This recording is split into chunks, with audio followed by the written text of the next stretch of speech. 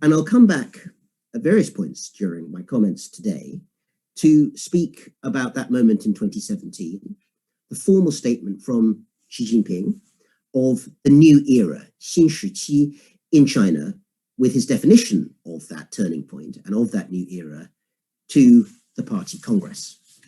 And in doing so, I'm going to do my best to try and illustrate a few parts of what I want to see. So let me just try and share my screen with everyone. Let's go here. Very good. Okay.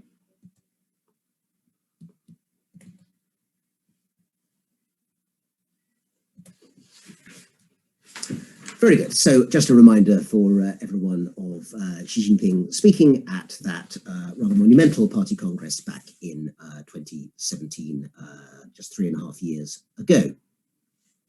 Now, the new era itself, no one will be surprised to hear, does of course rather strongly coincide with the leadership of Xi Jinping himself, and the phrasing alerts us to a factor that has shaped the lives of people, I think, in different ways all around the world over centuries. The sense at certain moments of living in world historical times, at liminal moments in which everything does become new, and doing so at times of unprecedented innovation, whether it is in politics, technology, or social convention. In other words, there's nothing new about newness, but each manifestation of it is very distinctive. And I want to try and tease out some of those distinctions today. Now, I want to just say briefly that elsewhere in a recent piece for the Journal Foreign Affairs, I've given some thoughts on the contemporary significance of this new era. In other words, what I think it means for our politics at the moment, and what we miss by looking at just one or two of the factors that shape contemporary China. That particular piece is about what I've called the DNA model of what today's China is, a combination of 4 factors which happen to match the initials of the 4 nucleotide chemicals that make up real DNA, ACGT, which for me stand for authoritarianism, consumerism, globalization, and technology. And should you have time and interest, I'd be delighted if you went and had a look at the piece. But today, I want to do something slightly different. I want to place the new era in a historical context, which first of all takes more account of the East Asian comparisons, since that is very much what the Reischauer series has had at its heart, I think, over the 35 years that it's been in existence, but also to point out that I think one cannot fully understand the new era of China today in the 2010s, 2020s, without understanding the importance of Japan as the other in the creation of that East Asian newness. And I will give some examples in just a few moments of what I mean. In other words, in modern East Asia, there has been a longer and I think perhaps more pointed sense of newness, since modernity in the region has been tied to, I think, protean forces that are much more unpredictable than perhaps they have been in some parts of the Western world. What do I mean by that? Well, in North America and Western Europe, the sense of a wider narrative development has been more set in a particular path that, unsurprisingly, is to do with the rise of liberal democracy. And anomalies within that particular development are generally read as being just that, anomalies. In the German context, the idea of the Sonderweg, the special path, the path, in fact, to dictatorship in the early 20th century, is seen by definition as being anomalous, even though, as many historians have demonstrated, in practice, authoritarian government has actually been much more mainstream in reality across Europe than genuinely pluralist democracy during much of that period. However, in East Asia, I think it's fair to say that a variety of political and economic narratives have competed with one another, sometimes in succession, sometimes in a dialectic at the same time, but I think more and more perhaps without any real sense of a grand narrative, or certainly not a grand narrative that looks like the Western European path to liberal democracy, and certainly much less of a narrative in the year 2020, 2021, as opposed to perhaps 1989 to 91, or indeed even in a different way, as I'll go on to say, 1940. And that's certainly the case today. Europe and North America, despite the rise of populism, do not, I think, see a meaningful combination of innovation and anti-democratic politics. In East Asia, in contrast, the sense that the new and the authoritarian can be coterminous is perhaps stronger than it has been as a sense of direction of travel since the early Cold War. Let's take a central and I think very crucial element of innovation as part of modernity that I think is playing a new and very powerful role in contemporary political discourse, and that is technology. Let me move this slide on. Yeah. Now, in the mid-20th century, much discussion of the technology of war debated the merits of the item on the left-hand side, which some of you may recognize as a Mitsubishi Zero fighter aircraft. And there have been many debates during that time about the relative merits of the Messerschmitt 109BF versus the Mitsubishi Zero. And indeed, such debates have gone on well beyond the confines of World War II itself. I speak as someone who has been confined in the bar at a history conference with a British fighter plane enthusiast, several pints of beer along the way, comparing the climb rate of these two aircraft to me in excruciating detail while I desperately tried to look for the exit. In other words, the importance of Japan's fighter aircraft as a symbol of something much wider, not just to do with the technology itself, but the politics that surrounds it, has been with us for a long time. I'm glad to say that by the 1960s, Japan's much more mercifully peaceful technology was where it showed domination. On the right-hand side, I found, you'll be glad to see, a retro picture of a, I think, Sony stereo set from the mid-1980s, which gives some of us who were young in those days a certain amount of nostalgia. And it reminded me actually one of my favorite stories, which I will honestly confess, I put this in a lecture, I wouldn't put it in a journal article because I couldn't find the reference for it, but it's so good I have to tell you. I think it dates from the 1980s, when a British manufacturer of stereos was taken to court and sued and had to change the brand name they used because they had used a fake name that sounded Japanese. And the British court ruled that they couldn't do that because it might give a misleading sense of the reliability of the product. In other words, that if people bought it and found it was actually British and not Japanese, then they would demand a refund. In other words, to be Japanese was to be seen to be innovative, to be new, to be reliable in the 1970s, at least in the world of consumerism. And what more important facet of the Cold War was there than the competition over consumerism, although possibly my very distinguished commentator in his magisterial history of the Cold War might slightly disagree with that. The early 2000s were perhaps also, in a way, Korea's moment, if we're going to cover the other great East Asian power, Korea's moment to shine in terms of technology. If you're on the warlike northern side of the border, then perhaps it was more the Nodong missiles that might catch your attention. If on the consumerist southern side, Samsung and LG television sets and gaming consoles. But now, in the 2020s, we are seeing, I think, a rather different sort of combination of technology, consumerism, and modernity, which is blended with an authoritarianism that is very distinctive to China. And here we see, of course, as you'll see, particularly Huawei mobile phones and other manifestations of the new 5G dominance that is clearly emerging as part of China's rollout of its technology around the world. And you will not need me to tell you about the controversy that this has caused in a whole variety of countries, ranging from the Western world to the United States, to India, and well beyond. So if the 1980s were to some extent shaped in the West by American nightmares about Japanese ownership of Rockefeller Plaza, which was a big deal at the time. Those who were there might remember it. The 2020s are perhaps instead going to be haunted by a Chinese party state that has the tech and the money to put surveillance in every building in New York and beyond. Fantasies of malign artificial intelligence seem to haunt the American dream. Brave new world that has such Wi-Fi in it. And China itself clearly sees the link between technology and political innovation. The link is frequently explicit, as you can see in some of the debates brilliantly commented and translated by David Ownby in his website, Reading the China Dream. And if you haven't read that, it's one of the most important sources of taking the pulse of China's intellectual thinking today, and I highly recommend it. So in that, David Ownby has presented the essays by philosopher Ren Jiantao on the difficulties of exactly this connection between AI and politics in China today. To cite a brief extract from Ownby's translation of Ren, AI provides certain technological supports that can greatly optimize human control in practical matters of social control in specific areas.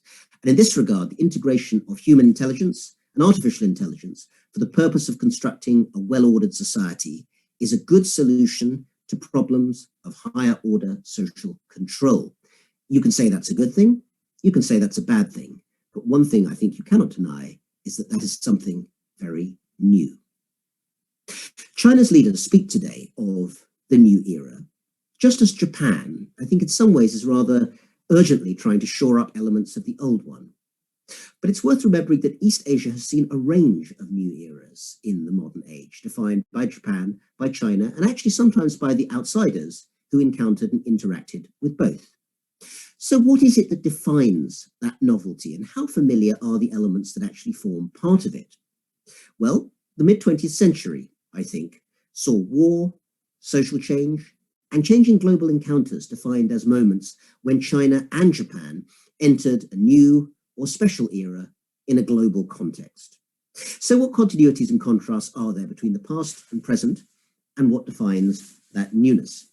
And as I reflect on that question, I'm just going to move my seat very slightly, since I'm sure viewers around the world won't believe it, but there's actually sunshine in the UK this afternoon, and it's slightly clouding the ability to see what's going on, at least on my screen. So I hope I'm adjusting reasonably effectively there.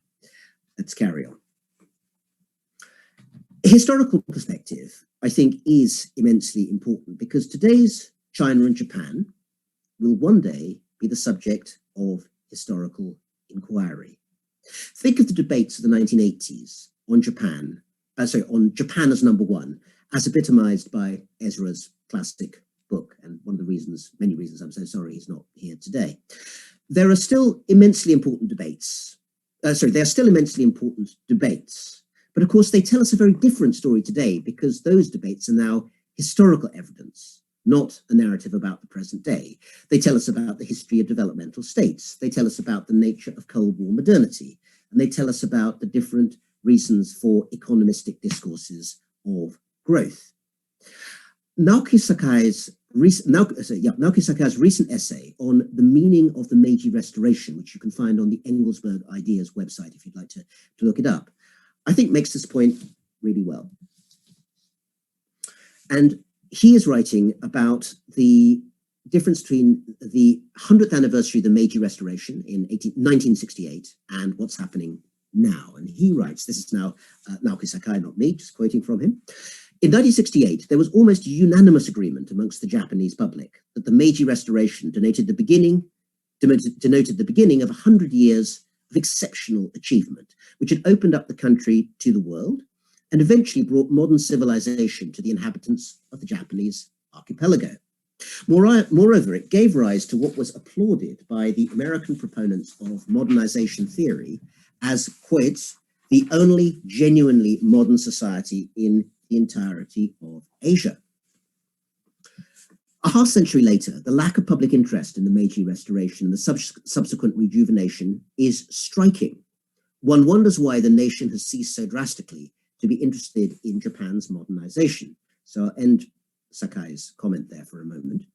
And just to summarize, Sakai actually, in this fascinating essay, finds the answer in the term, many of you, of course, will know this term, hikikomori, describing an adult in Japanese culture who turns back and refuses to leave his or her home because the outside world is too frightening.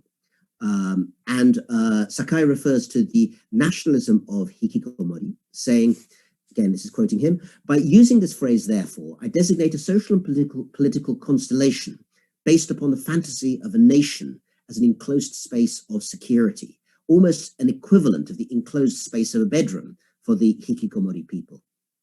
Adherents of this type of nationalism fear their national space is vulnerable to the intrusion of aliens, and so advocate building a metaphorical or physical wall to stop them. Now, I agree with Sakai that fear of outsiders is part of what's going on in Japan. I'd also point out that Japan is not the only country which recently has been talking about building walls to keep people out, but that's a slightly different matter. But I'd also say, beyond even that think about contemporary China, also a country that I think is fearful of the impact of outsiders, even though it has an immense moment of national confidence overall today in a way that I think is not so true of Japan.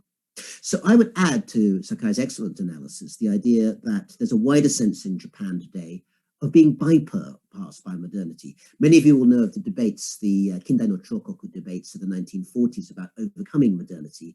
Being bypassed by modernity is a rather different sort of encounter, I think, in the present day. In other words, as demographics shifts, as geopolitics shifts, the sense that Japan is that new form of Asian modernity that it could argue in 1968, not least backed up by the W.W. Rostos and their successors in this world, that has clearly passed. And Japan does not today, I think, speak of itself as being in a new era. China, under Xi Jinping, very much does. But as historians will tell you, because that's what we're here for, there are always premonitions of the future by looking at the past. And rather unusually, certainly compared to Japan in that earlier era, we can tell you, or at least give you some idea, of when China's new era is going to become old. Actually, in some ways, it will happen as early as the next decade, the 2030s. Don't forget that in 10 years from now, China's demographic shift will have started for real, as 5 million fewer Chinese will be living in China year by year, as an inexorable consequence of the one-child policy and the fact that China is a low immigration society. If Xi Jinping takes a fourth term, I think most of us watching would assume he's likely to take a third. If he takes a fourth term, he'll be coming towards the end of it by 2031. Whether he's going to seek a fifth will be the question at that point. Climate change issues will also have come to some sort of head by then globally. And that's just a linear projection from where we are today. Of course, we all know by now the linear projections are the least likely ones in the world. Otherwise, Hillary Clinton will be enjoying her second term as president now. And as someone else pointed out to me, if we were doing it from the late 19th century, we would all be talking about Argentina's future as a major economic superpower, with Buenos Aires being one of the world's great centers of international finance, although, of course, it is a wonderful and beautiful place from all accounts. In other words, even if everything goes in a straight line, or if we are lucky enough for it to go in a straight line, that's the other way to put it, this version of a new era is going to last about a decade. The 2020s, in other words, is a key decade for the new era defined by China. And we can say with a certainty that I think was not present for Japan in the 1980s. It was not present for the Nakasone generation, you might say, that what was going to happen in the way that the financial and debt crisis of the 80s was not foreseen, really, I think, within Japan or outside. Despite the constant evocations of the age of China, the rise of China, whichever of those phrases you particularly prefer, over the past 30 years, I think until recently, very few people in the West, apart from China specialists, and while we love each other, we're a relatively small group, apart from those, very few in the West have made it a central, as opposed to marginal element to the way in which they construct their view of the world. Not least because most Westerners, even now, don't actually know a great deal about China.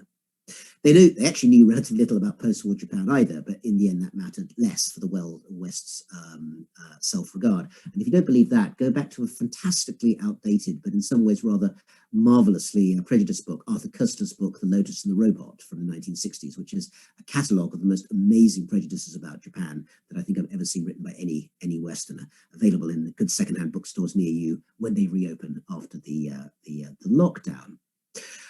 Meanwhile, China's recent rise has, I think, in large part been a product of its own solipsism. I think Western opinion mattered rather less to Beijing. Western opinion mattered rather more to Beijing than many Chinese elites would admit. But overall, I think it still mattered less than the driving convictions of the CCP, and still does. Some will remember that back in 1989, there was a great deal of attention in the West and in Japan to a then very powerful book, Carol van Wolferen's controversial The Enigma of Japanese Power, which posited an opaque nexus at the heart of Japanese government and society, and claimed it was inaccessible to outsiders and made a mockery of Japan's pretensions to liberal democracy. It was not a popular book in Japan, but it was widely discussed, I think it's fair to say.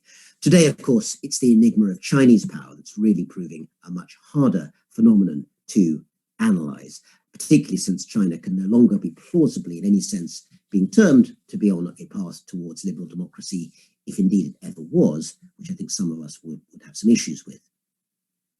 So let me take a few minutes now to examine some of the historical frameworks for that newness in East Asia.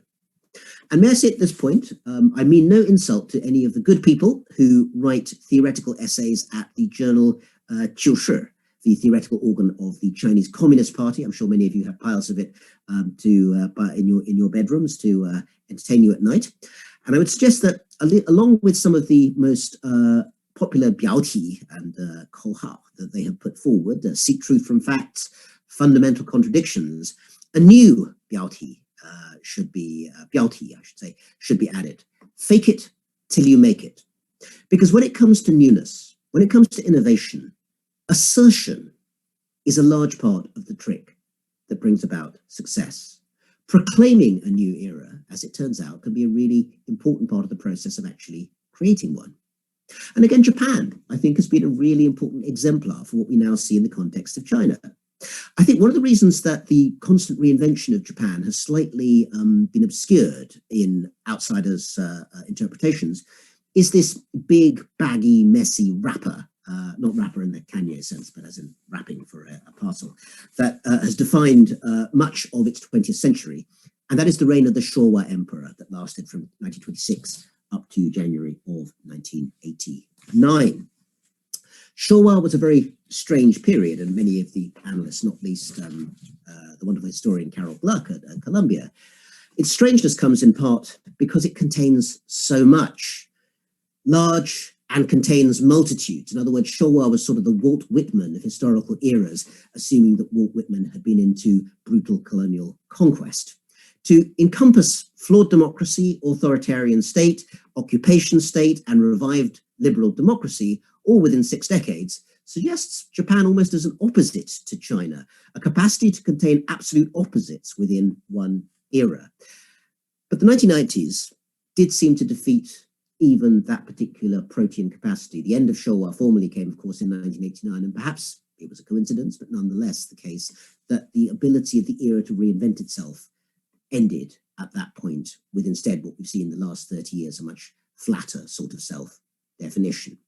Japan got old in 1990, and China rose again to become new. Now, why does it matter to remember these long ups and downs of Japan's past century at this moment? Because I do find myself worrying that the only narrative of newness in Asia today is the one put forward by China. It may be faking it till it makes it, but it's no longer faking it, it's very real. And because so much has been said about China's new global influence, the idea that other states may have actually in the past had such newness and may have in future is, I think, a bit lacking from our analysis. One of the oddities of the West's view of East Asia is that it spent about 30 years from 1960s having hysterical fantasies about Japan, and the next 30 up to the present day virtually ignoring it. Because newness is different from size. Japan is still the 3rd biggest economy in the world, but its narrative, both domestically and internationally, and its reception internationally, no longer reflects that reality. India has a population younger and larger than China's, but slogans about India's renaissance still have much more valency at home than abroad. People do not fantasize at night about a semi-totalitarian world shaped by Indian fintech service companies, or at least I don't. Likewise, rising powerhouses such as Indonesia may have economic clout, but they have little narrative power, at least so far.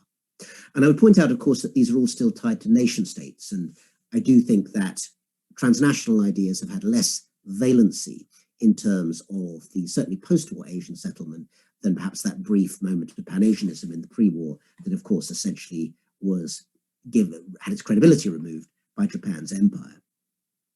We're also, I think, missing out on some terms that helped us in the past to understand our current moment. It used to be okay to talk about things as revolutions. And indeed, Mao, of course, talked of the Cultural Revolution. Xi's changes, I think, are likely to change far more things in the world, actually, than Mao's Cultural Revolution ever did. But we're not allowed to talk about it as a revolution. And I think that missing out on that is a bit of a shame. Because after all, revolutions and redefinitions of time and renewals of time have always been closely linked. Not all have gone as far as the French Revolution and redefined the months, Thermidor and all of that.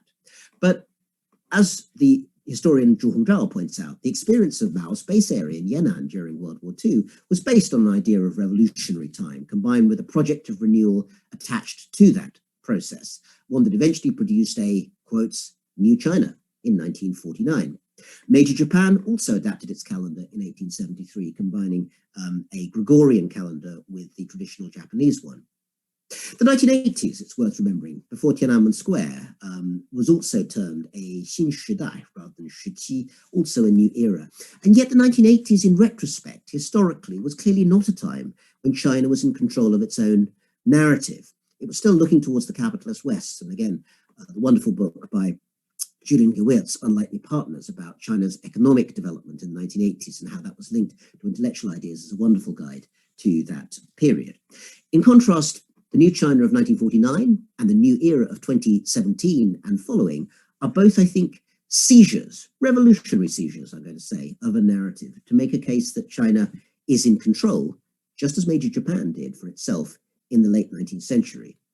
You could argue, rightly, that if Xi Jinping's new era is really a revolution, it's certainly not a popular revolution. It's not bottom-up. True enough, but nor, of course, was the Meiji Restoration a revolution by another name. I also want to add that this type of newness can be highly gendered in its historical framing. The new man and the new woman, both terms you hear through the 20th century, were not simply flip sides of the same phenomenon in Asia. In particular, I'll note briefly that a gendered history of capitalism in East Asia, I think, looks different from, say, a history of liberal democracy. Over the past half century, women and men have had equal voting rights in Japan and South Korea, the latter since the 1980s, of course, and an equal lack of them in China. But if we look, for instance, at how many women have become entrepreneurs in China, as opposed to in the two democracies, the narrative of what the new woman is in Asia, I think, becomes distinctly different. In other words, pointing out that newness has a whole variety of different valencies. Let me now take a few moments, if I may, to give a bit more context to what I've alluded to, which is the idea in China in particular that over the past century, there's been a process in which thinkers, those who shaped the era, perceived themselves as living in a period of world historical time. And I think that this was particularly notable, an area which, to be